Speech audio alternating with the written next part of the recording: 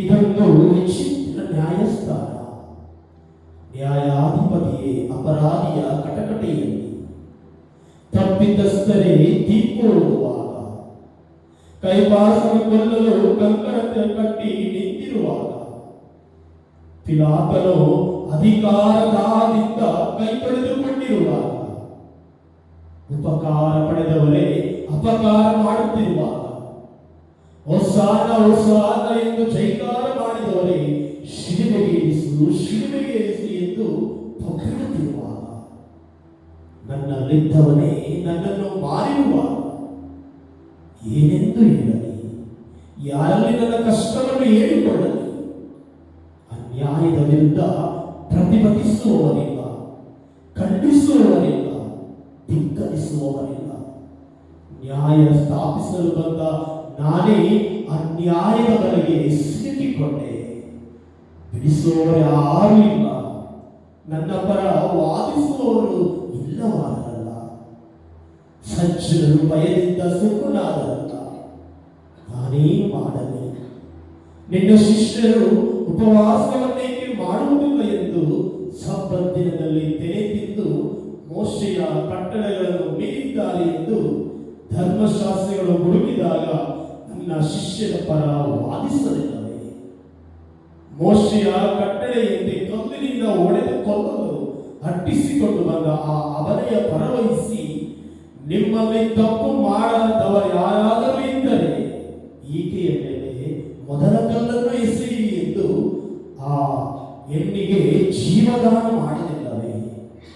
ಆದರೆ ಇಂದು ನನಗೆ ನೀನು ಅನ್ಯಾಯವಾದಾಗ ಆರ್ಭಟಿಸು, ನಿರಪರಾಧಿಯ ಪರವಹಿಸಿ ಹೋರಾಡು, ಬಾಯಿಲ್ಲದವರ ಪರವಹಿಸಿ ಮಾತನಾಡು.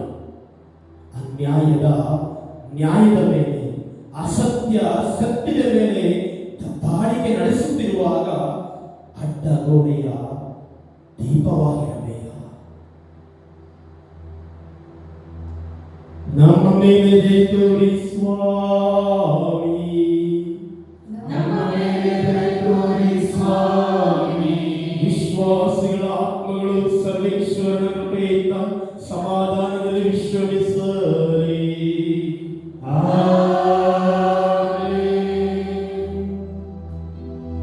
ಶಿಲುಬೆಯ ಕೊಟ್ಟಾಗ ನಾವು ನಿಂತಾಗ ನಾನೊಂದು ನಿನಗೆ ನಾಯೇನ ಮಾಡಿದೆ, ನಾಯೇನ ಹೇಳಿದೆ, ಏಕಿಂದು ಈ ತೀರ್ಪಯ್ಯ ಅಯ್ಯ, ಈ ಶಿಕ್ಷೆ ನನಗೆ ಕಯ್ಯ.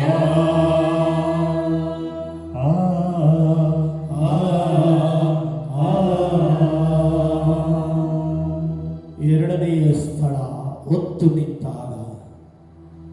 ಸ್ವಾಮಿ ಯೇಸುವೇ, ನಿಮ್ಮನ್ನು ಆರಾಧಿಸಿ ನಮಸ್ಕರಿಸಿ ನಿಮಗೆ ಕೃತಜ್ಞತಾ ಸ್ತೋತ್ರವನ್ನು ಮಾಡುತ್ತಿದ್ದೇವೆ. ಏಕೆಂದರೆ ನಿಮ್ಮ ಪವಿತ್ರವಾದ ಶಿಲುಬೆಯ ಮೂಲಕ ಇಡೀ ಲೋಕವನ್ನೇ ರಕ್ಷಿಸಿದ್ದೀರಿ. ಬೇರೆ ದಾರಿಯಿಲ್ಲದೆ ಶಿಲುಬೆಯನ್ನು ಹೊತ್ತುಕೊಂಡೆ ಎಂದುಕೊಂಡೆಯ? ಗೆತ್ಸೆಮನೆಯ ತೋಪಿನಲ್ಲಿ ಸೈನಿಕರಿಗೆ ನೀವು ಯಾರನ್ನು ಹುಡುಕುತ್ತಿದ್ದೀರಿ ಎಂದು ಕೇಳಿದೆ. ನಜರೇತಿನ ಯೇಸುವನ್ನು ಎಂದರು. ತಕ್ಷಣವೇ ಧೈರ್ಯದಿಂದ ನಾನೇ ಆತನು ಎಂದಾಗ ಹಿಂದೆ ಸರಿದು ನೆಲದ ಮೇಲೆ ಬಿದ್ದರಲ್ಲವೇ? ನಾನು ಮನಸ್ಸು ಮಾಡುತ್ತಿದ್ದರೆ ತಪ್ಪಿಸಿಕೊಳ್ಳಬಹುದಾಗಿತ್ತು. ಬೇಡ, ನನ್ನ ತಂದೆಗೆ ಒಂದೇ ಒಂದು ಮಾತು ಹೇಳಿದ್ದರೆ ಅವರು ಸುಮ್ಮನೆ ಬಿಡುತ್ತಿದ್ದರೆ. ಭಾರೀ ಸೈನ್ಯದ ತುಕಡಿಗಳನ್ನು ಕಳುಹಿಸಿ ನನ್ನನ್ನು ಕಾಪಾಡುತ್ತಿರಲಿಲ್ಲವೇ? ನಿನಗಾಗಿ, ನಿನ್ನ ರಕ್ಷಣೆಗಾಗಿ ನಾನೇ ಸ್ವ ಇಚ್ಛೆಯಿಂದ ಮುಂದೆ ಬಂದಿದ್ದೇನೆ. ಅಂದು ಮಾತ್ರವಲ್ಲ, ಇಂದು ಎಂದೆಂದು ನಿರಂತರವೂ ಶಿಲುಬೆ ಹೊರುತ್ತಿದ್ದೇನಲ್ಲ. ಹುಟ್ಟಿದ ಬುದ್ಧಿಮಾಂದ್ಯ ಅಂಗವಿಕಲ ಮಗುವಿಗಾಗಿ ಹಗಲು ರಾತ್ರಿ ಎನ್ನದೆ ಸದಾ ದುಡಿಯುತ್ತಿದ್ದಾಳಲ್ಲ, ಅವಳು ನಾನೇ. ಜೀವನದ ಜಂಜಾಟದಲ್ಲಿ ಸಿಲುಕಿ ಮಕ್ಕಳ ಉದ್ಧಾರಕ್ಕಾಗಿ ಅವರಿವರ ಮನೆಯ ಮುಸುರೆ ತಿಕ್ಕುತ್ತಿದ್ದಾಳಲ್ಲ, ಅವಳು ನಾನೇ. ಹಾಸಿಗೆ ಹಿಡಿದಿರುವ ಪ್ರಾಯಸ್ಥ ತಂದೆ ತಾಯಿಯರ ಶುಶ್ರೂಷಣೆ ಮಾಡುತ್ತಿದ್ದಾಳಲ್ಲ, ಅವಳು ನಾನೇ. ಮಕ್ಕಳ ಉದ್ಧಾರಕ್ಕಾಗಿ ಬಡತನದ ಬೇಗೆಯಲ್ಲಿ ಬೆಂದು ಅಲ್ಲಿ ಇಲ್ಲಿ ಕೂಲಿ ಕೆಲಸಕ್ಕಾಗಿ ಅಲೆಯುತ್ತಿದ್ದಾನಲ್ಲ, ಅವನು ನಾನೇ. ಅನಾಥ ಮಕ್ಕಳಿಗೆ ಆಶ್ರಯ ಕೊಟ್ಟು ತಮ್ಮನ್ನೇ ಅರ್ಪಿಸಿಕೊಂಡಿದ್ದಾರಲ್ಲ, ಅವರೂ ನಾನೇ. ಬದುಕಿನ ಪಯಣದಲ್ಲಿ ಬರುವ ಹೊರೆಗಳನ್ನು ಧೈರ್ಯದಿಂದ ಹೊತ್ತು ನಡೆದಾಗ ಮಾತ್ರ ನೀ ನನ್ನ ಪ್ರತಿಬಿಂಬಿಸುವೆ. ನಮ್ಮ ಮೇಲೆ ದಯೆ ತೋರಿ ಸ್ವಾಮಿ, ನಮ್ಮ ಮೇಲೆ ದಯೆ ತೋರಿ ಸ್ವಾಮಿ. ವಿಶ್ವಾಸಿಗಳ ಆತ್ಮಗಳು ಸರ್ವೇಶ್ವರನ ಕೃಪೆಯಿಂದ ಸಮಾಧಾನದಲ್ಲಿ ವಿಶ್ರಮಿಸಲಿ.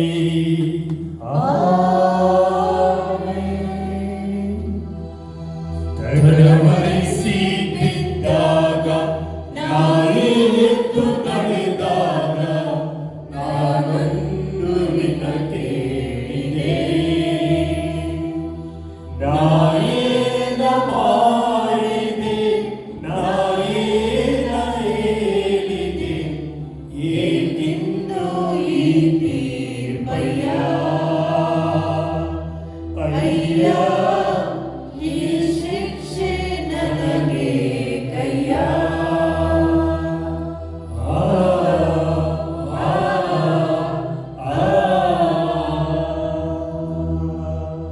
ಮೂರನೆಯ ಸ್ಥಳ ತಡವರಿಸಿ ಬಿದ್ದಾಗ. ಸ್ವಾಮಿ ಯೇಸುವೆ, ನಿಮ್ಮನ್ನು ಆರಾಧಿಸಿ ನಮಸ್ಕರಿಸಿ ನಿಮಗೆ ಕೃತಜ್ಞತಾ ಸ್ತೋತ್ರವನ್ನು ಮಾಡುತ್ತಿದ್ದೇವೆ. ಏಕೆಂದರೆ ನಿಮ್ಮ ಪವಿತ್ರ ಶಿಲುಬೆಯ ಮೂಲಕ ಇಡೀ ಲೋಕವನ್ನೇ ರಕ್ಷಿಸಿದ್ದೀರಿ. ಪಾರ್ಶ್ವವಾಯು ರೋಗಿಯನ್ನು ಎದ್ದು ನಡೆಯೆಂದೆ, ಪೇತ್ರನನ್ನು ಸಮುದ್ರ ಮೇಲೆ ನಡೆದು ಬಾ ಎಂದೆ. ಈಗ ನಾನೇ ತಡವರಿಸುತ್ತಿದ್ದೇನೆ. ನಿನ್ನ ಅನೀತಿ ಅನ್ಯಾಯದ ಹೊರೆ ಎಷ್ಟು ಭಾರವಾಗಿದೆ. ಭಾರ ಹೊತ್ತಿರುವವರೇ ನನ್ನ ಬಳಿಗೆ ಬನ್ನಿ ಎಂದೆ. ಇಂದು ಆ ಭಾರ ತಾಳಲಾರದೆ ತೊಳಲಾಡುತ್ತಿದ್ದೇನೆ. ಎದ್ದು ನಿಲ್ಲಲು ಶಕ್ತಿ ಇಲ್ಲ. ದೇಹದ ಶಕ್ತಿಯನ್ನು ನಂಬಿರುವವರೇ ನಿಮಗೆ ಎಚ್ಚರಿಕೆ. ನಿಮ್ಮ ನಾಶವು ಸಮೀಪದಲ್ಲಿದೆ. ಕುರುಡನಾಗಿದ್ದು ಕಾಣಿಸುವುದೆಂದು ಕೊಚ್ಚಿಕೊಳ್ಳುವ, ಭೂಮಿಗೆ ಬಂದ ಆ ದಿವ್ಯ ಬೆಳಕನ್ನೇ ತ್ಯಜಿಸಿರುವ ಫರಿಸಾಯನಂತೆ ನೀನಾಗದಿರು.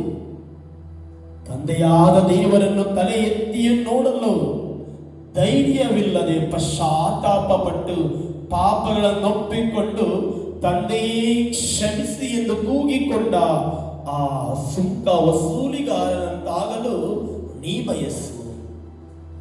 ತಂದೆಯೇ ನಿಮ್ಮನ್ನು ಬಿಟ್ಟು ಹೋಗುವುದಾದರೂ ಎಲ್ಲಿಗೆ ಎಂದ ಪೇತ್ರನಂತೆ ಸದಾ ನನ್ನ ಸಮ್ಮುಖದಲ್ಲಿರಲು ಪ್ರಯತ್ನಿಸು.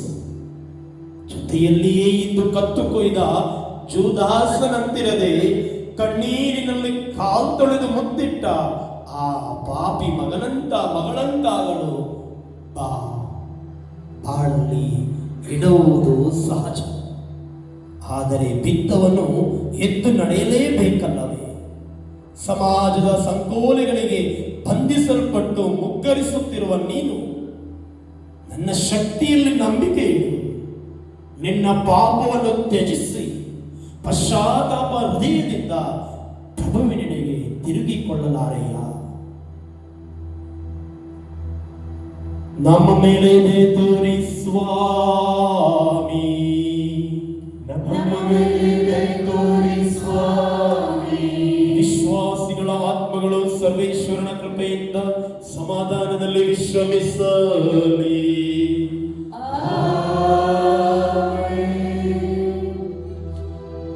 ನನ್ನ ತಾಯಿಯ ಕಂಡಾಗ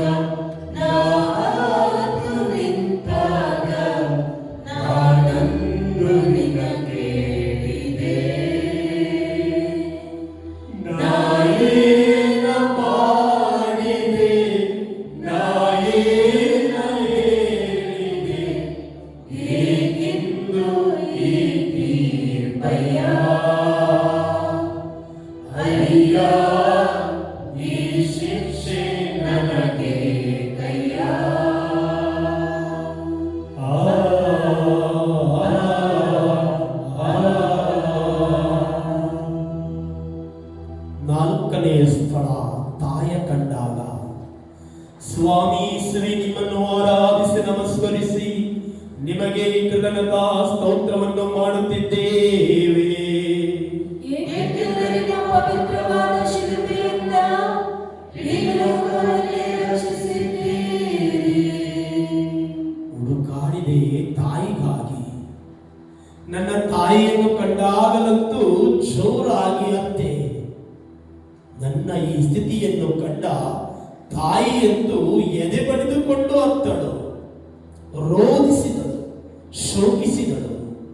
ಮಗನೇ, ಹೀಗೇಕೆ ಮಾಡಿದೆ ಎಂದು ದೇವಾಲಯದಲ್ಲಿ ಕೇಳಿದ ಆ ಪ್ರಶ್ನೆಯನ್ನೇ ಪುನಃ ಕೇಳುತ್ತಿರುವಂತೆ ನನಗೆ ಭಾಸವಾಯಿತು.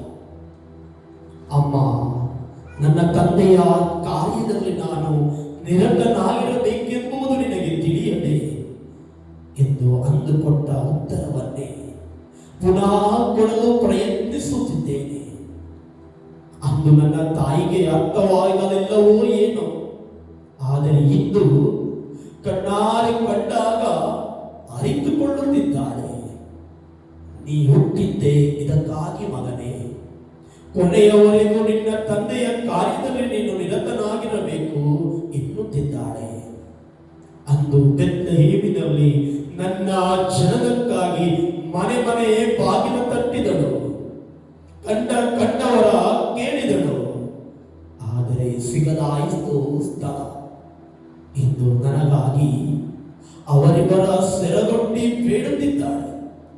ಸಿಗದಾಯಿತು ನ್ಯಾಯ, ಆದರೂ ಬಿಡದೆ ಬೆಂಬಲಕ್ಕೆ ನಿಂತಿದ್ದಾಳೆ ನನ್ನ ತಾಯಿ. ಅಯ್ಯೋ, ನನಗಾಗಿ ನನ್ನ ತಾಯಿ ಪಟ್ಟ ಪಾಡು ಹೇಗೆ ವರ್ಣಿಸಲಿ? ಇಂದು ಎತ್ತವರು ನನಗಾಗಿ ಪಡುವ ಪಾಡನ್ನು ಕಂಡುಕೊಂಡಿರುವೆಯ? ನಿನಗಾಗಿ ಹಗಲು ರಾತ್ರಿ ಎನ್ನದೆ ದುಡಿದ ಎತ್ತವರನ್ನು ಮನೆಯಿಂದ ಹೊರಗಟ್ಟಿ ಕಣ್ಣೀರು ಹಾಕಿಸುತ್ತಿರುವೆಯಲ್ಲ. ನಿನ್ನ ಮುಂದಿನ ಗತಿ ಏನೆಂದು ಹೇಳಲು? ನಿನ್ನ ಸ್ವಾರ್ಥಕ್ಕಾಗಿ ಗರ್ಭಪಾತ, ಹುಟ್ಟಿದ ಹಸುಗೂಸುಗಳನ್ನು ಹುಟ್ಟಿದಂತೆ ತಿಪ್ಪಿಗಿಸಿದು ಬಿಟ್ಟೆಯಲ್ಲ. ನಿನ್ನ ಮುಂದಿನ ಗತಿ ತಂದೆ ತಾಯಿಯರನ್ನು ಗೌರವಿಸುವ ಮಕ್ಕಳಿಗಾಗಿ, ಮಕ್ಕಳನ್ನು ಪ್ರೀತಿಸುವ ತಂದೆ ತಾಯಿಯರಿಗಾಗಿ ಬಾಳಿದಾಗ ಮಾತ್ರ ನೀನನ್ನ ಪ್ರತಿಬಿಂಬಿಸುವೆ. ನಮ್ಮ ಮೇಲೆ ಇದೆ ತೋರಿ ಸ್ವಾಮಿ, ನಮ್ಮ ಮೇಲೆ ತೋರಿ ಸ್ವಾಮಿ. ವಿಶ್ವಾಸಿಗಳ ಆತ್ಮಗಳು ಸರ್ವೇಶ್ವರನ ಕೃಪೆಯಿಂದ ಸಮಾಧಾನದಲ್ಲಿ ವಿಶ್ರಮಿಸಲಿ.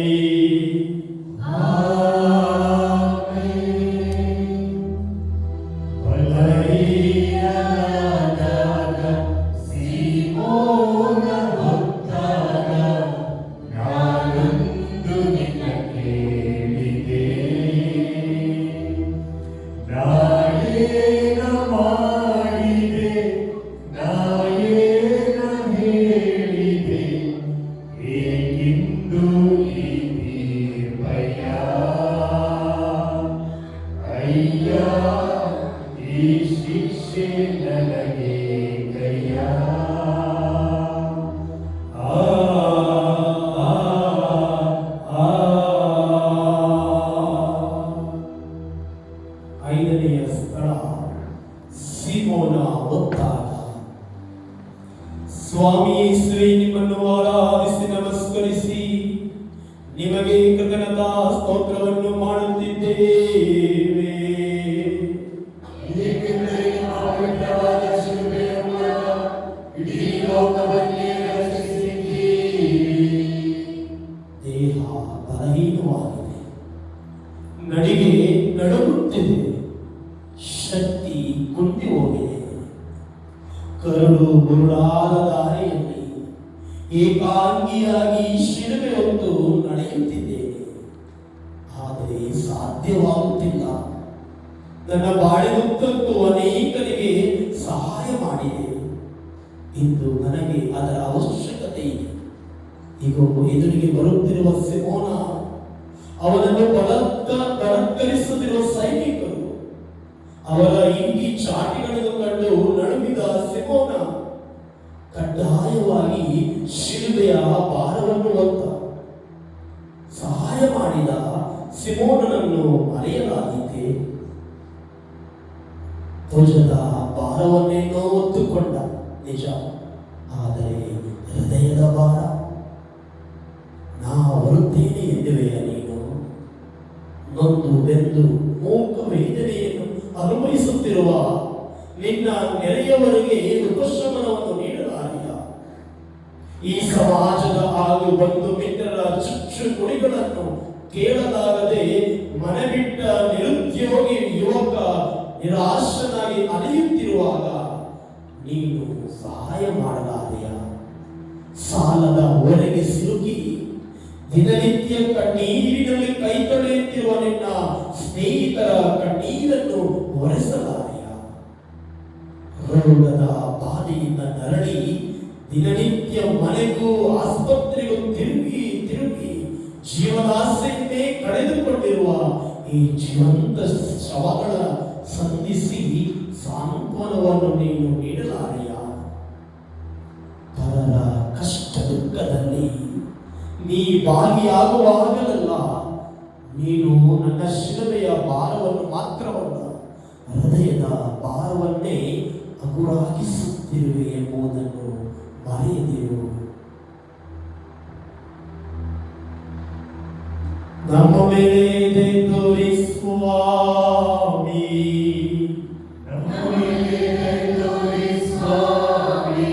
ವಿಶ್ವಾಸಿಗಳ ಆತ್ಮಗಳು ಸರ್ವೇಶ್ವರನ ಕೃಪೆಯಿಂದ ಸಮಾಧಾನದಲ್ಲಿ ವಿಶ್ರಮಿಸಲಿ.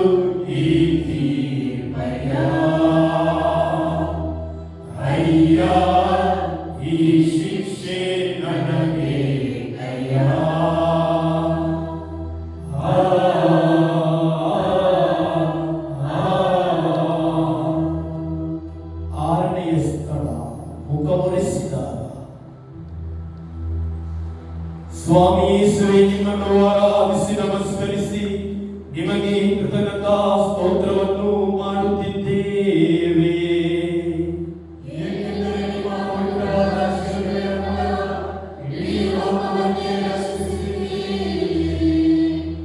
ಸ್ವಲ್ಪ ಸಮಾಧಾನವಾದಂತಾಯಿತು.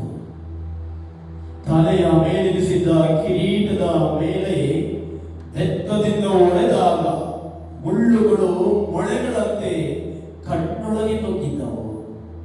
ಕಣ್ಣು ಗುಡ್ಡೆಗಳು ಹೊರಬಂದಂತಾದವು.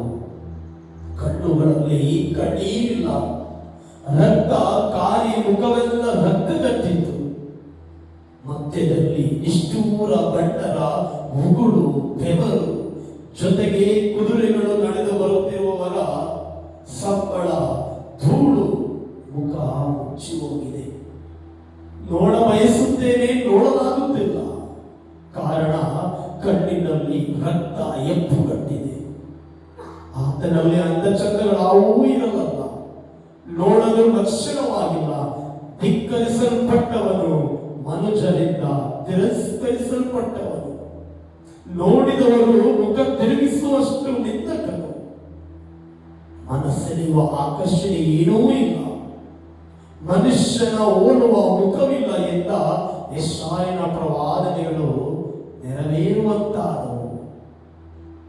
ಕ್ರೂರಿಗಳ ಕಣ್ಣಿಗೆ ಬಿದ್ದು ನಲುಗಿದ ಕರುಣೆ ಅಂದು ಅರ್ಥ ಕಳೆದುಕೊಂಡಿತು. ಆದರೆ ಹೆಣ್ಣೊಬ್ಬಳು ಈ ಕ್ರೂರಿಗಳ ಹೇಡಿಗಳ ನಡುವಿನಿಂದ ಧೈರ್ಯವಾಗಿ ಬಂದು ಮುಖ ಒರೆಸಿದಳು ಆ ವೀರವನಿತೆ ವೆರೋನಿಕಾ. ಗುರುತಿಸಲಾಗದ ಮುಖವನ್ನು ಕಂಡು ತಬ್ಬಿಬ್ಬಾದಳು. ತದೇಕ ಚಿತ್ತದಿಂದ ಅನೇಕರ ಮಧ್ಯದಿಂದ ನೋಡಿದಳು. ನನ್ನ ಮನದಾಳವನ್ನು ಅರಿತುಕೊಂಡಳು. ನೀನೂ ಕೂಡ ಎಲ್ಲರಂತೆ ನೋಡುತ್ತಿರುವೆ, ಆದರೆ ವೆರೋನಿಕಳಂತೆ ತದೇಕ ಚಿತ್ತದಿಂದ ನೋಡಿ ನೋವನ್ನು ಅರ್ಥ ಮಾಡಿಕೊಳ್ಳಬಲ್ಲೆಯ? ಇಲ್ಲ, ನೋಡಿಯೂ ನೋಡದವನಂತೆ ಮುಖ ತಿರುಗಿಸಿಕೊಂಡು ಹೋಗುವೆಯ? ನನ್ನಂತೆ ಇತರರೂ ಕೂಡ ಕಷ್ಟದಿಂದ ಬೆಂದು ನೊಂದು ಸೊರಗಿ ಹೋಗಿದ್ದಾರೆ. ಆ ಸಂದರ್ಭದಲ್ಲಿ ಸುಖದ ಸುಪ್ಪತ್ತಿಗೆಯಲ್ಲಿರುವ ನೀನು ಅವಶ್ಯಕತೆ ಇರುವವರಿಗೆ ಸಹಾಯವನ್ನು ಮಾಡಿದಾಗ ಮಾತ್ರ ನೀನನ್ನ ಪ್ರತಿಬಿಂಬಿಸುವೆ. ನಮ್ಮ ಮೇಲೆ ದಯೆ ತೋರಿ ಸ್ವಾಮಿ.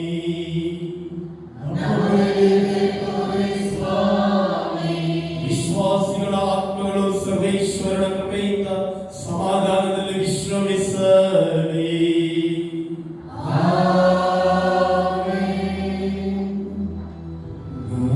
ಮತ್ತೆ ಬಿದ್ದಾಗ ಬಿದ್ದೆದ್ದು ನಡೆದಾಗ ನಾನೊಂದು ನಿನ್ನ ಕೇಳಿದೆ.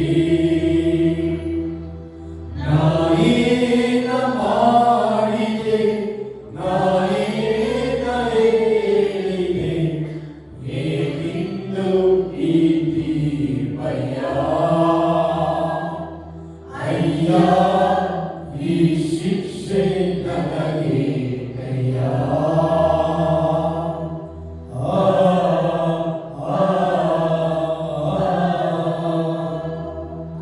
ಏಳನೆಯ ಸ್ಥಳ, ಮತ್ತೆ ಬಿದ್ದಾಗ.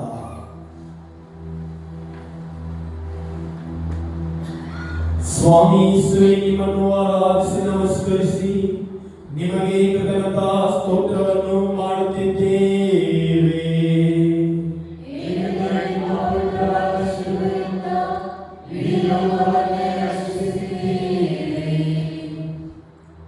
ಈಗ ಮತ್ತೊಮ್ಮೆ ಮಣ್ಣಲ್ಲಿ ಮಣ್ಣಾಗಿ ಬಿದ್ದು ಒದ್ದಾಡುತ್ತಿದ್ದೇನೆ. ಶಿಲುಬೆಯ ಭಾರ ಅಧಿಕವಾಗಿದೆ.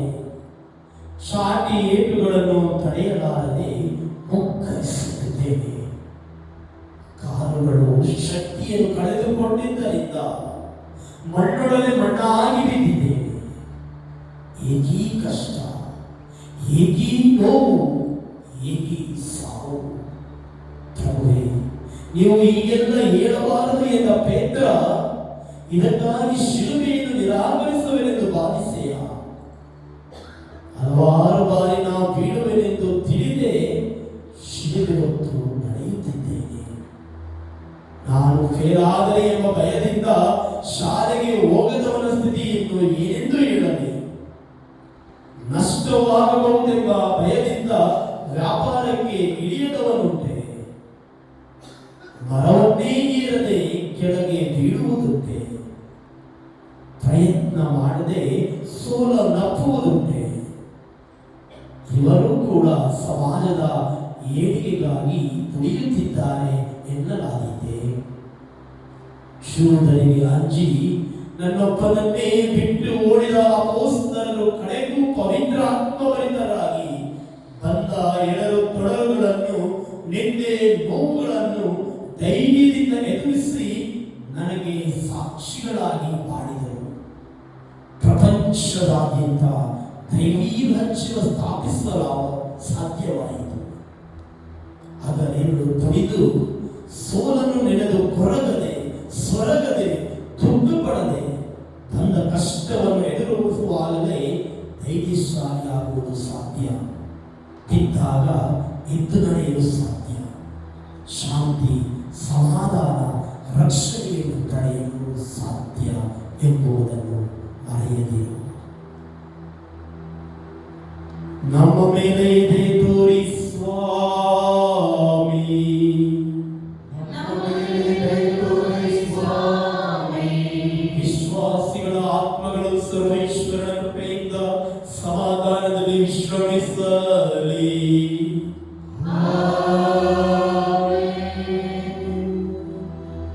ಪ್ರಿಯರು ಅತ್ತಾಗ ಕಣ್ಣೀರು ಸುರಿದಾಗ ನಾನೊಂದು ದಿನ ಕೇಳಿದೆ, ನಾಯೇನ ಮಾಡಿದೆ, ನಾಯೇನ ಹೇಳಿದೆ, ಏನೆಂದು ಈ ತೀರ್ಪಯ್ಯ, ಅಯ್ಯ ಈ ಶಿಕ್ಷೆ ನನಗೆ ಅಯ್ಯ.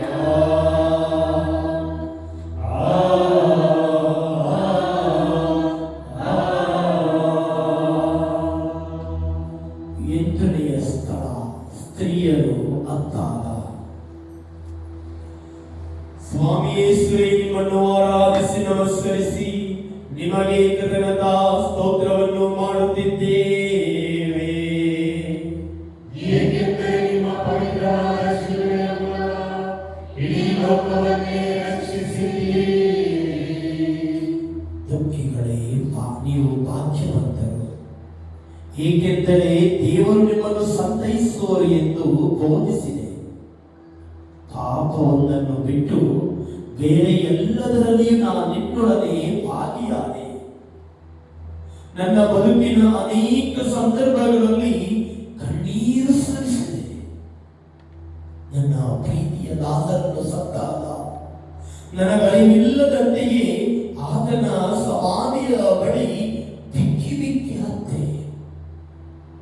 ಜೆರೂಸಲೇಮನ್ನು ದೂರದಿಂದಲೇ ಕಂಡು ಕಣ್ಣೀರು ಬಿಡಿದೆ. ಎಂದು ನನ್ನ ಈ ಚಿಂತಾಜನಕ ಸ್ಥಿತಿಯನ್ನು ಕಂಡು ಜೆರೂಸಲೇಮಿನ ಪುಣ್ಯ ಸ್ತ್ರೀಯರು ಕಣ್ಣೀರು ಬಿಡಿಯುತ್ತಿದ್ದಾರೆ. ಕಣ್ಣೀರು ಕೈಲಾಗದವನ ಕಾರ್ಯ ಎಂದುಕೊಂಡೆಯ, ಬಲಹೀನತೆಯ ಗುರುತು ಎನ್ನುವೆಯ. ತಡೆಯಬೇಡ ಆ ನಿನ್ನ ಕಣ್ಣೀರನ್ನು, ಪರರಿಗೆ ಸಾಂತ್ವನ ನೀಡುವುದೇ ಆ ಕಣ್ಣೀರು. ಶೋಕಿಸುತ್ತಿರುವವರ ದುಃಖ ಶಮನ ಮಾಡುವುದೇ ಆ ಕಣ್ಣೀರು. ನೆರೆಹೊರೆಯವರಿಗೆ ಶಾಂತಿ, ಸಮಾಧಾನ, ಸಂತೃಪ್ತಿ ನೀಡುವ ಪ್ರೀತಿಯ ಕಾಣಿಕೆಯೇ ಈ ಕಣ್ಣೀರು.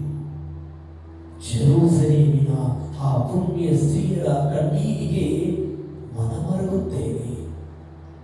ನೀನು ನನ್ನ ಈ ಯಾತನೆಯಲ್ಲಿ ಪಾಲ್ಗೊಳ್ಳಬೇಕಾದರೆ ಮಾಡಬೇಕಾದುದು ಏನು? ನಿನ್ನ ಅಕ್ರಮಗಳಿಗೆ, ನಿನ್ನ ಅನೀತಿಯ ಬದುಕಿಗೆ, ನಿನ್ನ ಸ್ವಾರ್ಥಕ್ಕೆ, ನಿನ್ನ ಪಾಪಗಳಿಗೆ, ನಿನ್ನ ಪಶುತನಕ್ಕೆ, ನಿನ್ನ ಪಾಪ ಕೃತ್ಯಗಳಿಗೆ, ನಿನ್ನ ಮನ ಪರಿವರ್ತನೆಗಾಗಿ ಕಣ್ಣೀರು ಸುರಿಸು.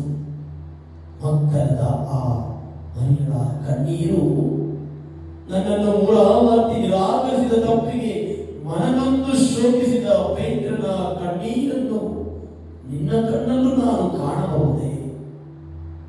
ನಿನ್ನ ಪಾಪಗಳಿಗೆ ಪಶ್ಚಾತ್ತಾಪ ಪಡುವ ಕಣ್ಣೀರನ್ನು ನಾನು ಕಾಣಬಹುದೇ? ಕಣ್ಣೀರು ಸುರಿಸಿ ಪಶ್ಚಾತ್ತಾಪ ಪಟ್ಟು ದೀನತೆಯಿಂದ ನೀನನ್ನ ಪ್ರತಿನಿಧಿಸು. ನಮ್ಮ ಮೇಲೆ ಎದೆ ತೋರಿ ಸ್ವಾಮಿ, ನಮ್ಮ ಮೇಲೆ ದಯೆ ತೋರಿ ಸ್ವಾಮಿ. ವಿಶ್ವಾಸಿಗಳ ಆತ್ಮಗಳು ಸರ್ವೇಶ್ವರನ ಕೃಪೆಯಿಂದ ಸಮಾಧಾನದಲ್ಲಿ ವಿಶ್ರಮಿಸಲಿ.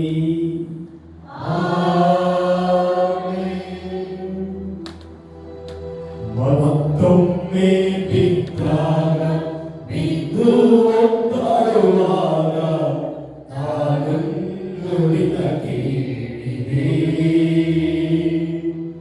ನಾಯೇನ ಮಾಡಿದೆ, ನಾಯೇನ ಹೇಳಿದೆ, ಏಕೆಂದು ಈ ತೀರ್ಪಯ್ಯ,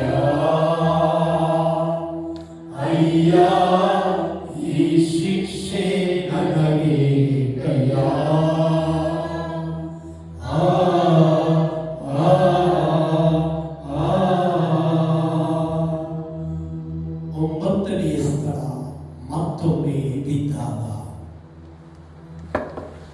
ಸ್ವಾಮಿ ಶ್ರೀ ನಿಮ್ಮನ್ನು ಆರಾಧಿಸಿ ನಮಸ್ಕರಿಸಿ ನಿಮಗೆ ಕೃತಜ್ಞತಾ ಸ್ತೋತ್ರವನ್ನು ಮಾಡುತ್ತಿದ್ದೇವೆ.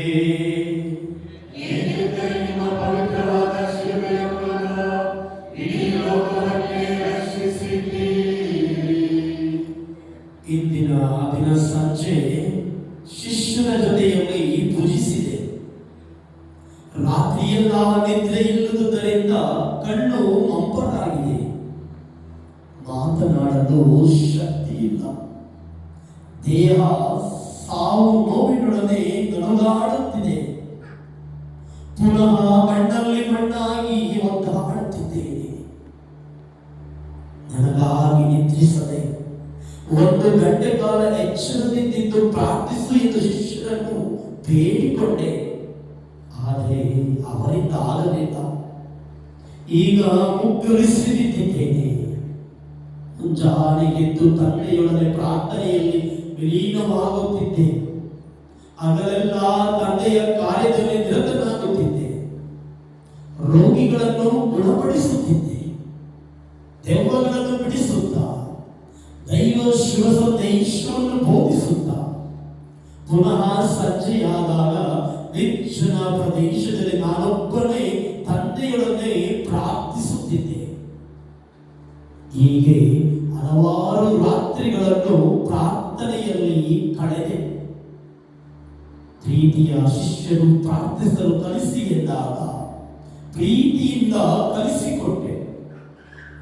ಶಿಲುಬೆಯಲ್ಲಿ ಚಿತ್ರಹಿಂಸೆಯನ್ನು ಅನುಭವಿಸುತ್ತಾ ಆಕಾಶಕ್ಕೂ ಭೂಮಿಗೂ ನಡುವೆ ತೂಗಾಡುತ್ತಿರುವಾಗ ಪ್ರೀತಿಯ ತಾಯಿ ಯೌವನ ಮತ್ತು ಆ ಒಳ್ಳೆಯ ಕಣ್ಣನೊಂದಿಗೆ ಮಾತನಾಡಿದ್ದು ಬಿಟ್ಟರೆ ಶಿಲುಬೆಯ ಮೇಲೆ ಇಡೀ ಯಾತನೆಯೇ ಸರಿ. ಆ ಕೊನೆಯ ಸಮಯದಲ್ಲಿಯೂ ನನ್ನ ಇಡೀ ಜೀವನ ಪ್ರಾರ್ಥನೆಮಯವಾಗಿತ್ತು. ಸಾಯುವ ಕೊನೆ ಕ್ಷಣದವರೆಗೂ ನಾನು ಪ್ರಾರ್ಥಿಸಿದೆ. ನೀನು ಪ್ರಾರ್ಥಿಸುತ್ತೇವೆಯಾ? ಇಲ್ಲ, ಕೆಲಸವೆಂದು ಸದಾ ಕೆಲಸದಲ್ಲಿ ಮಗ್ನನಾಗುತ್ತಿರುವೆಯಾ? ಎಳೆ ಮಾನವ, ಚಲನಚಿತ್ರ ನೋಡುವುದರಲ್ಲಿಯೂ ಸ್ನೇಹಿತರ ಜೊತೆ ಹರಟೆ ಹೊಡೆಯುವುದರಲ್ಲಿಯೂ ಕಾಲ ವಿನಿಮಯ ಮಾಡುತ್ತಿರುವೆಯಲ್ಲ. ನಿನ್ನ ಹುಟ್ಟಿಗೆ, ನಿನ್ನ ಬದುಕಿಗೆ ಕಾರಣಕರ್ತರಾದ ನನ್ನೊಡನೆ ಸ್ವಲ್ಪ ಸಮಯವನ್ನು ನೀನು ಕಳೆಯಲಾರೆಯ? ಭಾನುವಾರದ ಬಲಿಪೂಜೆಗಳಲ್ಲಿ, ಕಟ್ಟಳೆಯ ಬಲಿಪೂಜೆಗಳಲ್ಲಿ ನಿನ್ನ ಕೇವಲ ಕೆಲಸವೆಂದು ಬಲಿಪೂಜೆಗೆ ಸಮಯವನ್ನು ನೀಡಲಾರೆಯ? ಆ ನನ್ನ ಕಡೆಯ ರಾತ್ರಿಯ ಭೋಜನದ ಸಮಯದಲ್ಲಿ ನನ್ನನ್ನೇ ನಿನಗೆ ಮುರಿದುಕೊಟ್ಟೆಯಲ್ಲ, ಅದಕ್ಕೆ ಪ್ರತಿಯಾಗಿ ನೀನು ನನಗೆ ಕೊಂಚ ಸಮಯವನ್ನು ನೀಡಲಾರೆಯ? ಕೊನೆಯ ಪಕ್ಷ ಭಾನುವಾರಗಳಲ್ಲಿ ಪೂರ್ಣ ಬಲಿಪೂಜೆಯಲ್ಲಿ ನೀನು ಭಾಗವಹಿಸಲಾರೆಯ? ನನ್ನನ್ನೇ ನೀನು ಯೋಚಿಸು, ಅವಲೋಕಿಸು, ನನ್ನನ್ನು ಪ್ರತಿಬಿಂಬಿಸಲು ಪ್ರಯತ್ನಿಸು.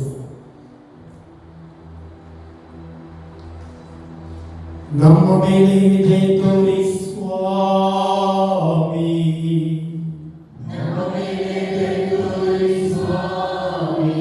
ವಿಶ್ವಾಸಿಗಳ ಆತ್ಮಗಳು ಸರ್ವೇಶ್ವರನ ಕೃಪೆಯಿಂದ ಸಮಾಧಾನದಲ್ಲಿ ವಿಶ್ರಮಿಸಲಿ.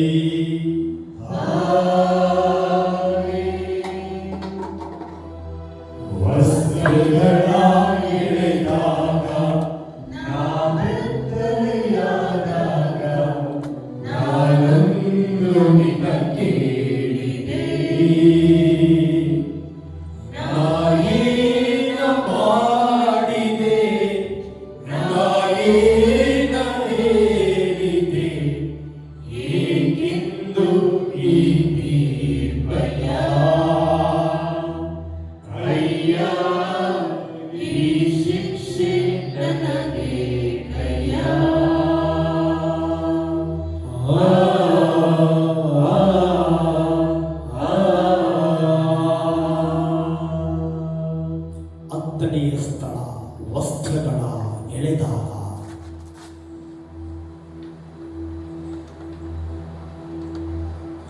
ಸ್ವಾಮಿ ಯೇಸುವೇ, ನಿಮ್ಮನ್ನು ಆರಾಧಿಸಿ ನಮಸ್ಕರಿಸಿ ನಿಮಗೆ ಕೃತಜ್ಞತಾ ಸ್ತೋತ್ರವನ್ನು ಮಾಡುತ್ತಿದ್ದೇವೆ. ಏಕೆಂದರೆ ನಿಮ್ಮ ಪವಿತ್ರವಾದ ಶಿಲುಬೆಯ ಮೂಲಕ ಇಡೀ ಲೋಕವನ್ನೇ ರಕ್ಷಿಸಿದ್ದೀರಿ. ದಣಿದು ಬಸವಳಿದು ಕಟುಕನ ಮನೆ ಸೇರಿದೆ. ವಧಾಸ್ಥಾನಕ್ಕೆ ತಲುಪಿ ಪ್ರಾಣಾರ್ಪಣೆಗೆ ಸಿದ್ಧವಾಗುತ್ತಿರಲು ಎಳೆದರೂ ಬಲವಂತದಿಂದ ದೇಹಕ್ಕೂ ರಕ್ತ ಗಾಯಗಳಿಗೂ ಅಂಟಿಕೊಂಡಿದ್ದ ನನ್ನ ವಸ್ತ್ರಗಳನ್ನು ಬರೆಯಿತಂತಾಯಿತು. ಹುಣ್ಣಿನ ಮೇಲೆ ಚಿಲ್ಲನೆ ಬಸೀತು ರಕ್ತ. ಕಡೆಯ ಭೋಜನದಲ್ಲೂ ಪ್ರೀತಿಯ ಸಂಕೇತವಾಗಿದ್ದ ಮೇಲ್ವಸ್ತ್ರವನ್ನು ತೆಗೆದಿಟ್ಟು ಶಿಷ್ಯರ ಪಾದಗಳನ್ನು ತೊಳೆದೆ. ಇಂದು ಮತ್ಸರದ, ಹೊಟ್ಟೆ ಕಿಚ್ಚಿನ, ದ್ವೇಷದ ಸಂಕೇತ ಅವರೇ ಎಳೆಯುತ್ತಿದ್ದಾರೆ ನನ್ನ ವಸ್ತ್ರಗಳನ್ನು. ಶಿಲುಬೆಯ ಶಿಕ್ಷೆ ಪಾಪಿಗೆ, ಕಾಲ್ಮೊಳೆಗಳ ಜನಿತ ಶಪಿಸಲ್ಪಟ್ಟವರಿಗೆ.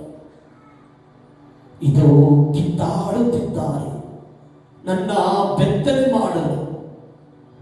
ನಾಚಿಕೆಯಾಗುವಂತೆ ಬಟ್ಟೆ ಎಳೆದು ಬೆತ್ತಲೆ ಮಾಡಿದರು ಎಲ್ಲರ ಮುಂದೆ.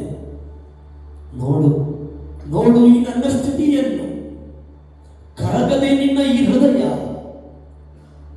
ಮನನೊಂದು ಕಾರದೆ, ಮನನೊಂದು ಕಂಪನಿ ಮಿಡಿಯದೆ ನಿನ್ನ ಕಣ್ಣಿಂದ. ನನ್ನ ಬದುಕಿನ ಒಂದೇ ಒಂದು ಆಸ್ತಿ ನನ್ನ ತಾಯಿ ತನ್ನ ಕೈಯಿಂದಲೇ ತಯಾರಿಸಿಕೊಟ್ಟ ಈ ಬಟ್ಟೆ ಆಕೆಯ ಪ್ರೀತಿಯ ಕಾಣಿಕೆಯಾಗಿತ್ತು. ಸಿಪಾಯಿಗಳ ಕೈಯಲ್ಲಿಟ್ಟೆ.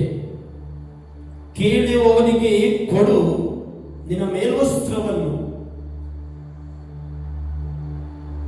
ಎಂದು ನುಡಿದೆ, ಬೋಧಿಸಿದೆ. ಇಂದು ನುಡಿದಂತೆ ನಾನು ನಡೆದೆ. ನಿನ್ನ ದೇಹಕ್ಕೆ ಅಂಟಿಕೊಂಡಿರುವ ಸ್ವಾರ್ಥ, ಅಧಿಕಾರದ ಹಣದ ವ್ಯಾಮೋಹ, ನಿನ್ನ ಕೆಟ್ಟ ಭಾವನೆಗಳು, ನಿನ್ನ ನಯವಂಚಕ ಬುದ್ಧಿ, ಪರರ ನಾಶವನ್ನೇ ಬಯಸಿ ದಿನೇ ದಿನೇ ಜ್ವಾಲಾಮುಖಿಯಂತೆ ನಿನ್ನ ಹೃದಯದಲ್ಲಿ ಕುದಿಯುತ್ತಿರುವ ನಿನ್ನ ದುಷ್ಟ ಆಲೋಚನೆಗಳನ್ನು ನಿನ್ನಿಂದ ಕಿತ್ತೆಸೆದು ನಿನ್ನ ಸಹೋದರ ಸಹೋದರಿಯರಿಗೂ ನನಗೂ ನಿನ್ನನ್ನೇ ಅರ್ಪಿಸಲಾರೆಯ. ಬೆತ್ತಲೆಯಾಗಿರುವ ನನಗೆ ಬಟ್ಟೆ ನೀಡುವೆಯ? ನಗುನಗುತ್ತ ನೀ ನೀಡುವಾಗ ಮಾತ್ರ ನಾನಿನ್ನ ಮೆಚ್ಚುವೆ ಎಂದು ನುಡಿಯುತ್ತಿರುವ ಪ್ರಭು ಕ್ರಿಸ್ತರ ಮಾತಿಗೆ ನನ್ನನ್ನೇ ಅರ್ಪಿಸಿಕೊಳ್ಳಲಾರೆಯ. ಇಲ್ಲದವರೊಂದಿಗೆ ಇರುವ ನಾವು ಕಿಚ್ಚುತ್ತನ್ನು ಹಚ್ಚಿಕೊಂಡು ಐಕ್ಯತೆಯಿಂದ ಸೋದರತ್ವ ಭಾವದಿಂದ ಜೀವಿಸದೆ ನಾನು ನಾನು ಎಂಬ ಅಹಂಕಾರದ ಮದದಲ್ಲಿ ಇತರರನ್ನು ಕಡೆಗಣಿಸುತ್ತ ತನ್ನ ಸ್ವಾರ್ಥಮಯ ಜೀವನದಿಂದ ನಿನ್ನ ಜೀವವನ್ನು ಪ್ರಭುವಿನ ಪ್ರೀತಿಯಿಂದ ದೂರಾಗಿಸುತ್ತ ಸಾಗುತ್ತಿರುವೆಯಾ? ಇದು ನನ್ನ ನಗ್ನ ಸ್ಥಿತಿಯನ್ನು ನೋಡು. ನನ್ನ ನಗ್ನ ಸ್ಥಿತಿಯನ್ನು ನೋಡುತ್ತಾ ನೀನು ನನ್ನನ್ನು ಪ್ರತಿನಿಧಿಸುವುದಾದರೆ ಪರರಲ್ಲಿ ನನ್ನನ್ನು ಕಾಣುವೆಯಾ? ನಮ್ಮ ಮೇಲೆ ಇದೆ ತೋರಿ ಸ್ವಾಮಿ,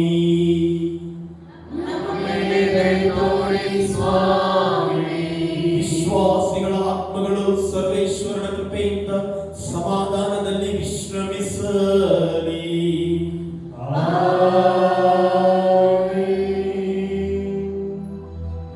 ಒಳ್ಳೆಯಗಳ ಜನಿದಾಗ ರಕ್ತವು ಸುರಿದಾಗ ನಾನೊಂದು ನಿನ್ನ ಕೇಳಿದೆ. ನಾಯೇನ ಮಾಡಿದೆ, ನಾಯೇನ ಹೇಳಿದೆ, ಇಂದು ಈ ತೀರ್ಪಯ್ಯ ಅಯ್ಯ ಈ ಶಿಕ್ಷೆ ನನಗೆ ಕಯ್ಯ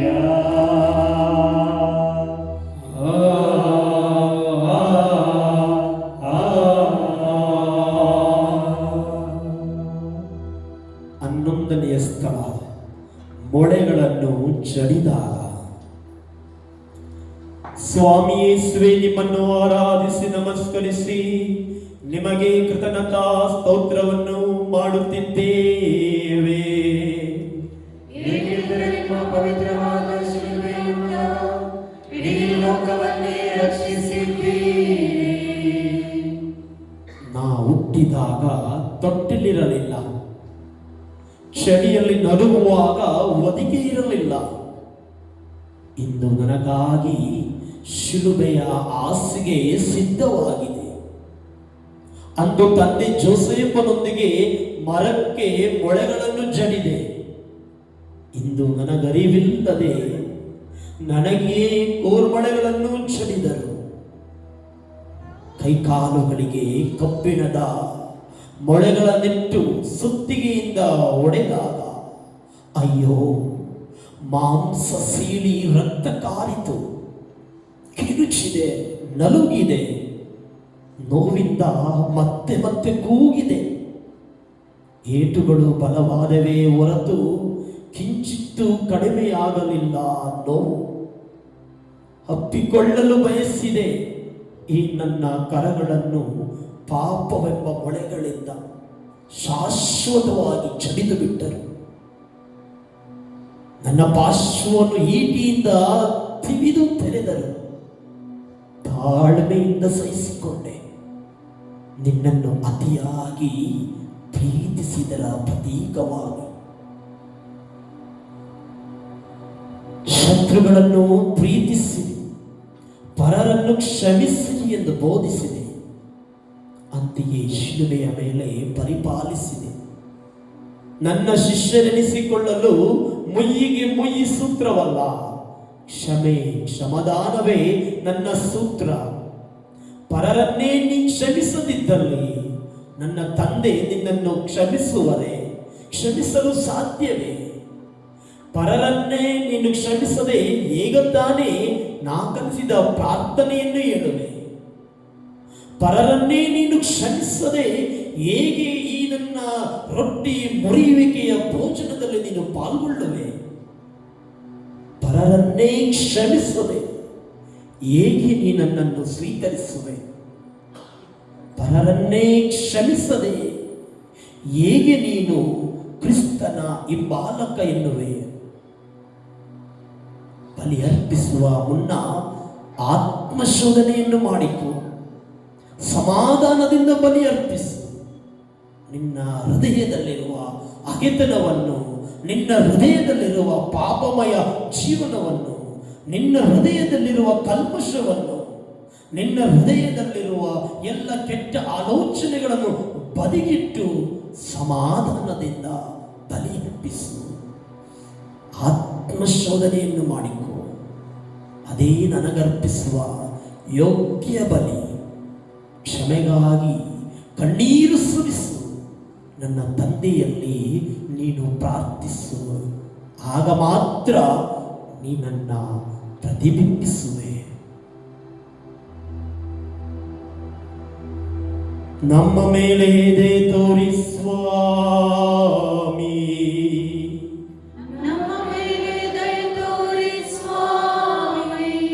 ವಿಶ್ವಾಸಿಗಳ ಆತ್ಮಗಳು ಸರ್ವೇಶ್ವರನ ಕೃಪೆಯಿಂದ ಸಮಾಧಾನದಲ್ಲಿ ವಿಶ್ರಮಿಸಲಿ.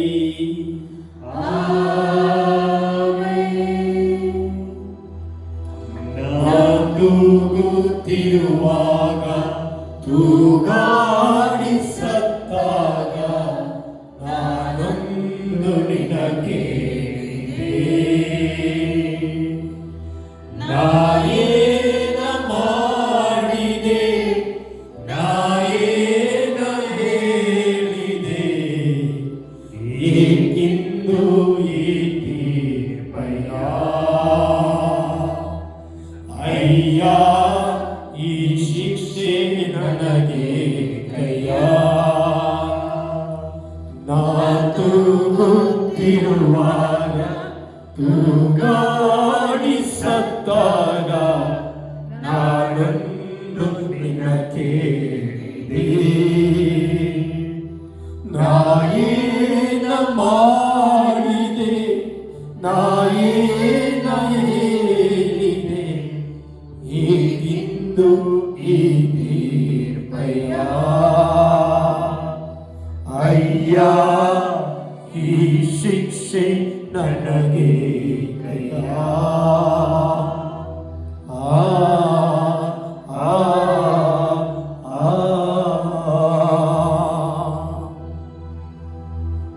12ನೇ ಸ್ಥಳ ತೂಗಾಡಿ ಸತ್ತಾಗ ಈಗೋ ಶಿಲುಬೆ ಮರ ಲೋಕರಕ್ಷಕರು ತೂಗಾಡಿದ್ದು ಇದರ ಮೇಲೆ ಬನ್ನಿರಿ ಸನ್ಮಾನಿಸೋಣ ಬನ್ನಿರಿ ಸನ್ಮಾನಿಸೋಣ. ಇದುವರೆಗೂ ನಾನು ಶಿಲುಬೆ ಹೊತ್ತು ನಡೆದೆ, ಆದರೆ ಈಗ ಶಿಲುಬೆ ನನ್ನನ್ನು ಹೊತ್ತುಕೊಂಡಿದೆ. ಪರರಿಂದ ಭುವಿಗಿಳಿದು ಬಂದೆ, ಆದರೆ ಭುವಿಯ ಪಾಲರು ಬೇಡ ಬೇಡವೆಂದು ಜಾಡಿಸಿದರು. ಶಿಲುಬೆಗೇರಿಸು ಶಿಲುಬೆಗೇರಿಸು ಎಂದು ಒಪ್ಪಿಟ್ಟರು. ಆಕಾಶಕ್ಕೂ ಭೂಮಿಗೂ ನಡುವೆ ತೂಗಾಡುತ್ತ ಬಲಿಯಾಗುತ್ತಿದ್ದೇನೆ. ನಿನಗೂ ದೇವರಿಗೂ ಸೇತುವೆಯಾಗಿ ನಿಂತಿದ್ದೇನೆ. ಇಲ್ಲಿಯವರೆಗೂ ನನ್ನನ್ನು ಹಿಂಬಾಲಿಸಿದ ಪ್ರೀತಿಯ ಶಿಷ್ಯ ಯೌವನನನ್ನು ಕಾಣಲು ಶಿಲುಬೆಯಿಂದ ಹುಡುಕಿದೆ. ಸಿಕ್ಕಿದಾಗ ಇಗೋ ನಿನ್ನ ತಾಯಿ ಎಂದು ನನ್ನ ತಾಯಿಯನ್ನೇ ನಿಮ್ಮ ತಾಯಿಯನ್ನಾಗಿ ಅರ್ಪಿಸಿದೆ. ಅದಕ್ಕೆ ಸಿಕ್ಕಿದ ಬಹುಮಾನ ಶಿಲುಬೆಯ ಮರಣ. ನನ್ನ ದೇವರೇ ನನ್ನ ದೇವರೇ, ನನ್ನನ್ನೇಕೆ ಕೈಬಿಟ್ಟೆ ಎಂದು ನೊಂದು ಕೂಗಿದೆ. ಸಾಯುವ ಗಳಿಗೆಯಲ್ಲಿಯೂ ನೆಮ್ಮದಿಯಾಗಿ ಸಾಯಬಿಡುತ್ತಿಲ್ಲ.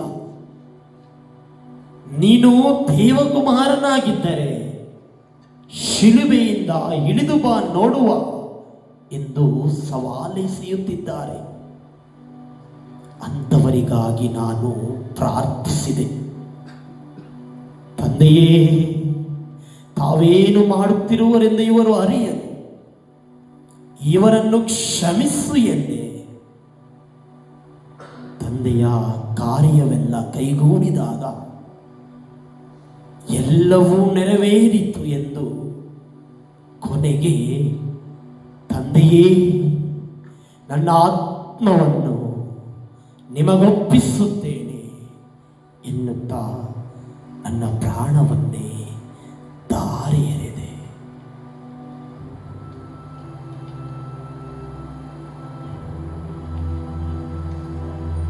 ನನ್ನ ಪ್ರಾಣ ತ್ಯಾಗ ಮಾಡಿ ನಾನಿನ್ನ ಪ್ರೀತಿಸಿದೆ, ನೀ ನನ್ನ ಪ್ರೀತಿಸಲಾರೆಯ? ಕ್ರಿಸ್ತ, ನಾನಿನ್ನ ಪ್ರೀತಿಸುವೆ ಎಂದು ಕೂಗಲಾರೆಯ ಕಂದ? ಪ್ರಭು, ನಾನಿನ್ನ ಪ್ರೀತಿಸುವೆ ಎಂದು ಹೇಳಲಾರೆಯ? ನನ್ನನ್ನು ಪ್ರೀತಿಸುವುದೆಂದರೆ ನಾನು ಕೊಟ್ಟ ಆಜ್ಞೆಯನ್ನು ಕೈಗೊಂಡು ನಡೆಯುವುದು. ಕಡೆಯ ರಾತ್ರಿ ಭೋಜನದ ಸಮಯದಲ್ಲಿ ಒಂದು ಹೊಸ ಆಜ್ಞೆಯನ್ನು ನಾನಿನಗೆ ನೀಡಿದೆ. ನಿನ್ನ ನೆರೆಯವರನ್ನು ಪ್ರೀತಿಸು. ಪ್ರೀತಿ ಎಂದರೆ ಕಾರ್ಯರೂಪದಲ್ಲಿ ವ್ಯಕ್ತಪಡಿಸುವುದು. ನಾನು ಶಿಷ್ಯರ ಪಾದಗಳನ್ನು ತೊಳೆದಂತೆ, ಸೇವೆಗೆ ಒಂದು ಅರ್ಥವನ್ನು ನೀಡಿದಂತೆ, ಆ ಸೇವಾ ಮನೋಭಾವವನ್ನು ನೀನು ಅನುಸರಿಸುವಂಥವನಾಗಬೇಕು. ಆಗ ಮಾತ್ರ ನೀ ನನ್ನ ಪ್ರೀತಿಸುವೆ. ಆಗ ಮಾತ್ರ ನೀ ನನಗೆ ಸಾಕ್ಷಿಯಾಗುವೆ. ಆಗ ಮಾತ್ರ ನೀ ನನ್ನ ಪ್ರತಿಬಿಂಬಿಸುವೆ. ನಮ್ಮ ಮೇಲೆ ದಯೆ ತೋರಿ ಸ್ವಾಮಿ, ನಮ್ಮ ಮೇಲೆ ದಯೆ ತೋರಿ ಸ್ವಾಮಿ. ವಿಶ್ವಾಸಿಗಳ ಆತ್ಮಗಳು ಸರ್ವೇಶ್ವರನ ಕೃಪೆಯಿಂದ ಸಮಾಧಾನದಲ್ಲಿ ವಿಶ್ರಮಿಸಲಿ.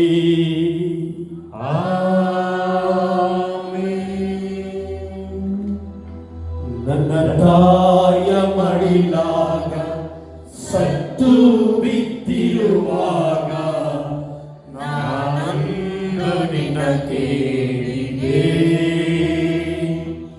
ನಾಯೇನ ಮಾಡಿದೆ, ನಾಯೇನ ಹೇಳಿದೆ, ಏಕೆಂದು ಈ ತೀರ್ಪಯ್ಯ.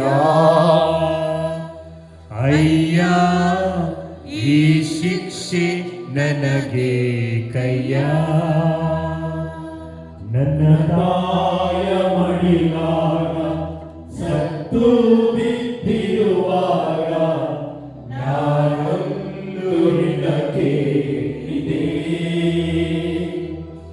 ನಾಯೇನ ಮಾಡಿದೆ, ನಾಯೇನ ಹೇಳಿದೆ, ಏಕೆಂದು ಈ ತೀರ್ಪಯ್ಯ. ಅಯ್ಯ, ಈ ಶಿಕ್ಷೆ ನನಗೆ ಕಯ್ಯ.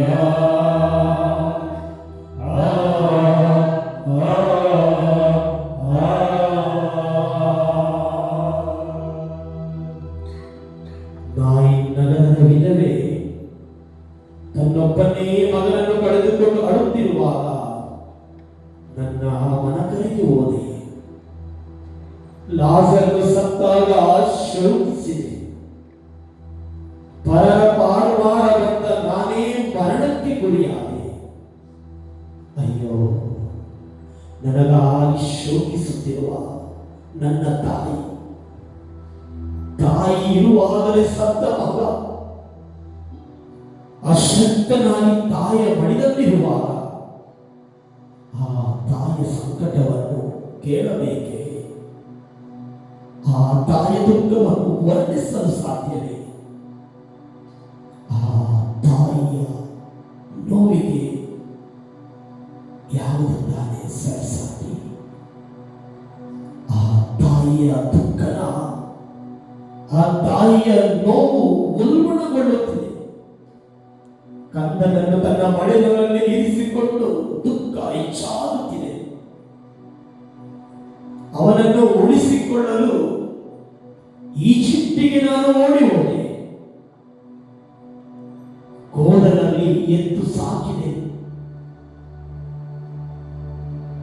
ಅವನ ಜನನಕ್ಕಾಗಿ ಮನೆ ಮನೆಯ ಬಾಗಿಲು ತಟ್ಟು ಅಲೆದಾಡಿದೆ. ಜೆರುಸಲೇಮ್ ದೇವಾಲಯದಲ್ಲಿ ಮಗವು ತಪ್ಪಿಸಿಕೊಂಡಾಗ 3 ದಿನ ಪ್ರಯಾಣ ಬಂದಿದ್ದರೂ ಕೂಡ ಪುನಃ ಅಲೆದು ಬೀದಿಯನ್ನು ಅಲೆದು ಹುಡುಕಿಕೊಂಡು ಹೋದೆ. ದೇವಾಲಯದಲ್ಲಿದ್ದ ಮಗುವ ಕೈ ಹಿಡಿದು ಕರೆದಂತೆ. ಇನ್ನು ಈ ನನ್ನ ಮಗ ಸರಿಯಾಗಿ ಊಟ ಮಾಡದೆ, ನಿದ್ರಿಸದೆ, ಜನಸೇವೆಯಲ್ಲಿ ದಿವ್ಯ ಬೋಧನೆಯಲ್ಲಿ ನಿರತನಾಗಿದ್ದ. ಈ ನನ್ನ ಮಗನನ್ನು ಬಡಗಿಯ ಮಗನಲ್ಲವೇ, ಮರಿಯಳ ಪುತ್ರನಲ್ಲವೇ, ಅವನೊಬ್ಬ ಹೊಟ್ಟೆಗಾರ, ಪಾಪಿಗಳ ಮನೆಗೆ ಹೋಗುತ್ತಾನೆ ಎಂದು ಅಪಹಾಸ್ಯ ಮಾಡಿದಾಗ ಹುಡುಕಿ ನಾನು ಹೋಗುತ್ತಿದ್ದೆ. ಕಂದನ ಬಳಿ ಓಡುತ್ತಿದ್ದೆ. ನನ್ನ ಮಗನಿಗಾಗಿ. ನನ್ನ ಮಗ ಶಿಲುಬೆ ಹೊತ್ತು ನಡೆಯುವಾಗಲಂತೂ ಎದೆ ಬಡಿದುಕೊಂಡು ರೋಧಿಸಿದೆ. ನನ್ನ ಹಣ ಕೇಳುವವರಾರು ಇಲ್ಲವಾದರಲ್ಲ. ನನ್ನ ಮಗ ನಿನಗೇನು ಕೇಡು ಮಾಡಿದ? ನಿನಗಾಗಿ, ನಿನ್ನ ಪಾಪಗಳಿಗಾಗಿ ತಾನೇ ಸತ್ತದ್ದು. ಇಷ್ಟು ದಿನ ನೀನು ನನ್ನ ಮಗನಿಗಾಗಿ ಮಾಡಿದ್ದಾದರೂ ಏನು, ಮುಂದೆ ಮಾಡುವುದಾದರೂ ಏನು?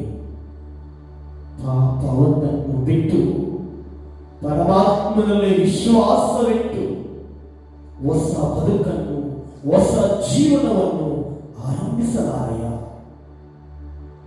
ನಿನ್ನ ಪಾಪದಿಂದ ನನ್ನ ಈ ಮಗನನ್ನು ಪುನಃ ಪುನಃ ಹಿಂಸಿಸದೆ ಆ ಮಗನಿಗೆ ನಿನ್ನ ಉತ್ತಮ ನಡತೆಯಿಂದ, ಉತ್ತಮ ಜೀವನದಿಂದ ಆ ಮಗನಿಗೆ ಕೊಂಚ ಸಂತೋಷವನ್ನು, ಸುಖವನ್ನು ನೀಡಲಾರೆಯ? ನನ್ನ ಈ ತಾಯಿಯ ಕಣ್ಣೀರನ್ನು ಒರೆಸಲು ನೀ ಬರಲಾರೆಯ? ಕಣ್ಣೀರು ಹಾಕುತ್ತಾ ಶೋಕಿಸುತ್ತಿರುವ ನನ್ನ ತಾಯಿಗೆ ನೀನು ಹೇಗೆ ತಾನೇ ಸಮಾಧಾನ ಮಾಡುವೆ? ಹೇಳು. ನಿನ್ನ ಹೃದಯ ಪರಿವರ್ತನೆ, ನಿನ್ನ ಸಾಂತ್ವನದ ನುಡಿಗಳು ಎಂಬುದನ್ನು ಮರೆಯದಿರು. ಈ ನನ್ನ ತಾಯಿಯಂತೆ ನಿನ್ನ ತಾಯಿಯೂ ಕೂಡ ಅನೇಕ ಬಾರಿ ನಿನಗಾಗಿ ಕಷ್ಟಪಟ್ಟು ದುಃಖಿಸುತ್ತಾ, ತಾನು ಊಟ ಮಾಡದೆ ನಿನಗೆ ಬಡಿಸುತ್ತಾ ಕೂಲಿ ನಾಲಿ ಮಾಡಿ ಸಾಕಿ ಸಾಗುತ್ತಿದ್ದಾಳೆ. ಆ ತಾಯಿಗೆ ನೀನು ನಿನ್ನ ಉತ್ತಮ ನಡತೆಯಿಂದ, ನಿನ್ನ ನೀಡುವ ಗೌರವದಿಂದ, ನಿನ್ನ ವಿಧೇಯತೆಯಿಂದ ಆ ನೊಂದಿರುವ ತಾಯಿಗೆ ಉತ್ತಮ ಸಮಾಜದಲ್ಲಿ ಉತ್ತಮ ಹೆಸರನ್ನು ಪಡೆಯುವುದರ ಮೂಲಕ ಆಕೆಗೆ ಕೊಂಚ ಸಮಾಧಾನ, ಸುಖ ಸಂತೋಷವನ್ನು ನೀಡಲಾರೆಯ? ಹೀಗೆ ಮಾಡಿದಾಗ ಮಾತ್ರ ನೀನನ್ನ ಪ್ರತಿನಿಧಿಸುವೆ. ಹೀಗೆ ಮಾಡಿದಾಗ ಮಾತ್ರ ನೀನು ನನಗೆ ಸಾಕ್ಷಿಯಾಗುವೆ.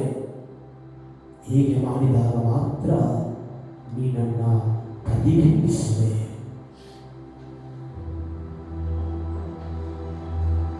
ನಮ್ಮ ಮೇಲೆ ದಯೆ ತೋರಿ ಸ್ವಾಮಿ,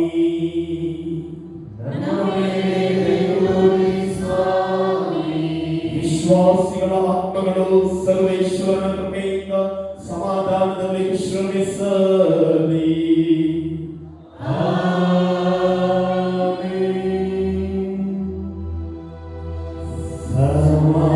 ಸಮಾಧಿಯಲ್ಲಿದ್ದಾಗ ಕಲ್ಲನ್ನು ಎಳೆದಾಗ ನಾನಂದು ನಿನಗೆ ಕೇಳಿದೆ. ನಾನೇನ ಮಾಡಿದೆ, ನಾನೇನ ಹೇಳಿದೆ, ಏಕೆಂದು ಈ ತೀರ್ಪಯ್ಯ? ಅಯ್ಯ, ಈ ಶಿಕ್ಷೆ ನನಗೆ ಕಯ್ಯ. ಸಮಾಧಿಯಲ್ಲಿದ್ದಾಗ ಕಲ್ಲನ್ನು ಎಳೆದಾಗ ನಾನೊಂದು ನಿನಗೆ ಕೇಳಿದೆ. ನಾಯೇನ ಮಾಡಿದೆ, ನಾಯೇನ ಹೇಳಿದೆ, ಏಕೆಂದು ಈ ತೀರ್ಪಯ್ಯ? ಅಯ್ಯ, ಈ ಶಿಕ್ಷೆ ನನಗೆ ಕಯ್ಯ.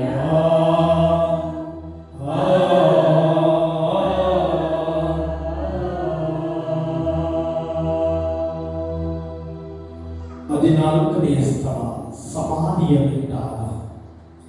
ಸ್ವಾಮಿ ಯೇಸುವೇ, ನಿಮ್ಮನ್ನು ಆರಾಧಿಸಿ ನಮಸ್ಕರಿಸಿ ನಿಮಗೆ ಕೃತಜ್ಞತ ಸ್ತೋತ್ರವನ್ನು ಮಾಡುತ್ತಿದ್ದೇವೆ.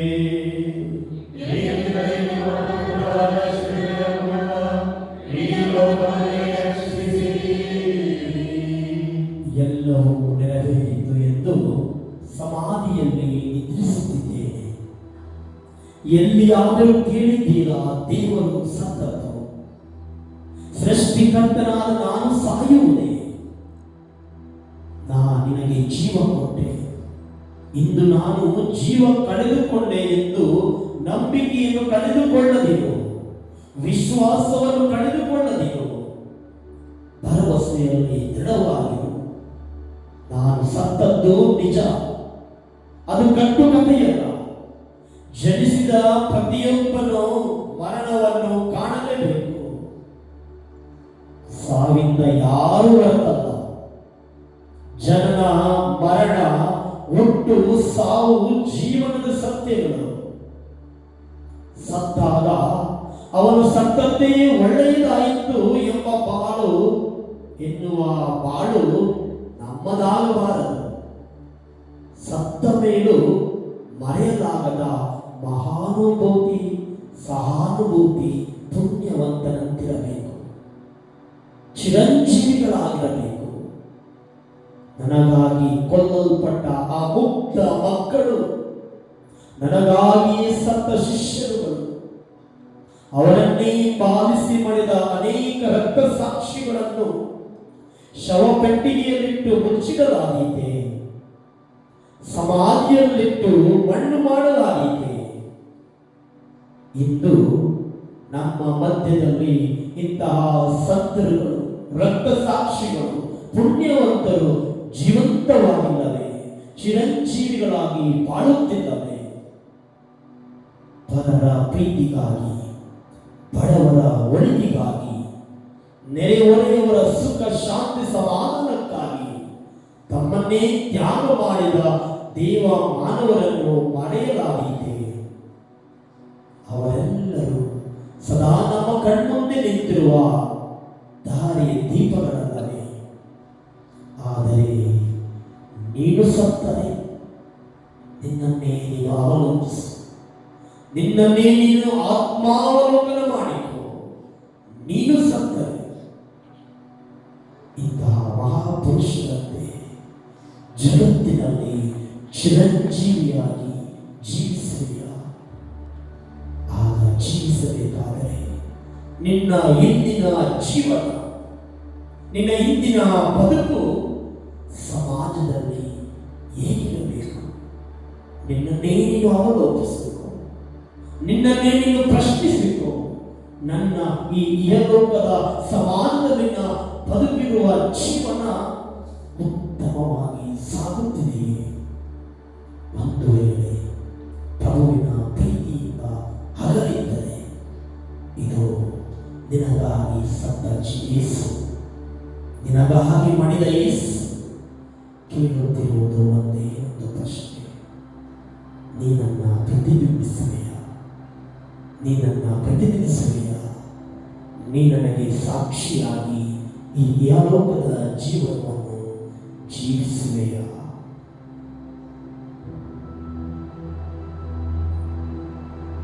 ನಮ್ಮ ಮೇಲೆ ದಯೆ ತೋರಿ ಸ್ವಾಮಿ, ನಮ್ಮ ಮೇಲೆ ದಯೆ ತೋರಿ ಸ್ವಾಮಿ. ವಿಶ್ವಾಸಿಗಳ ಆತ್ಮಗಳು ಸರ್ವೇಶ್ವರನ ಕೃಪೆಯಿಂದ ಸಮಾಧಾನದಲ್ಲಿ ವಿಶ್ರಮಿಸಲಿ.